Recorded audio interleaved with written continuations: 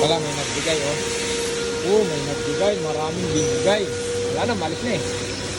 So, ito, may binigay na snack. Kasi nagsawa na sila sa snack. Gatas. Yan, puro gatas. Yan, puro gatas. Full. Binibigay, dami. Buti pa yung iba, nagbibigay. No? Yan, trabaho natin. Buti pa yung iba, nagbibigay. Samantalang yung may-ari ng kumpanya, hindi man lang magbigay. Panggabi tayo. Dapat bigyan tayo ng pang-snack. Wala. Ay, abotado ata. So, sobrang na ata. Puro gusto yung ano. Wala. Sobrang tipid na ata. Sobrang tipid. Hindi ka gaganaan magtrabaho pa ganyan. Hindi rin naalagaan yung ano. Mga trabahador. Ano lang. Yung makapagtrabaho ka ng ano. Paano ka magtatrabaho? O yan. Nagsisipag yan. Ang problema. Na-stress yan. Gusto na rin umalis yan.